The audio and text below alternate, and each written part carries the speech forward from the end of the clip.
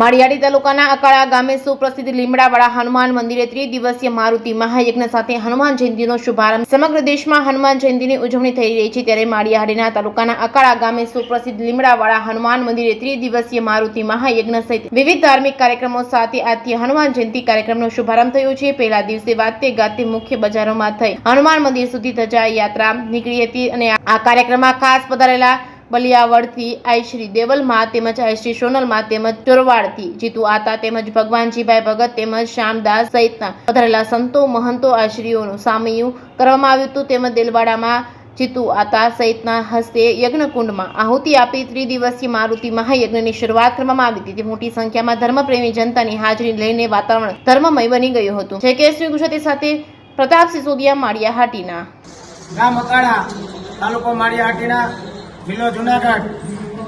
અમારા અકાળાને આંગણે સુપ્રસિદ્ધ શ્રી લીમડાવાળા હનુમાનજીના સાનિધ્યમાં ત્રિદિવસીય કાર્યક્રમનું આયોજન હોય। 21, 22, 23 3 દિવસનો મારુતિ મહાયજ્ઞ હોય। સમૂહ પ્રસાદનું પણ આયોજન હોય। આજે 21 તારીખના રોજ મા દેવાલાય પધારેલ તેમજ ચોરવાડ મઠથી ભુવાતા બાલાગામથી ભગત તેમજ અમારા સુખધામ આશ્રમના મહંત શ્રી શ્યામદાસ બાપુ પધારેલ। આવતીકાલે મા મનુઆઈમાં આગળનેસથી પધારવાના છે, આઈબેલી મોગલમાં પધારવાના છે, તેમજ અનુઆઈમાં ગુંદરણથી પણ પધારવાના છે।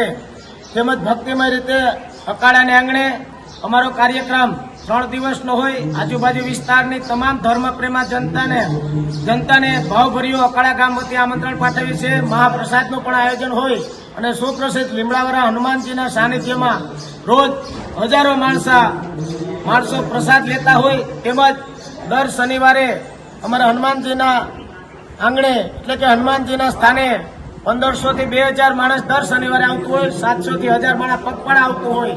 આસ્થાનું કેન્દ્ર લીમડાવાળા હનુમાનજી સુપ્રસિદ્ધ હોય તો તમામ ધર્મપ્રેમી જનતાને અકાળા ગામ વતી અમે ભાવભર્યું આમંત્રણ પાઠવ્યું છે।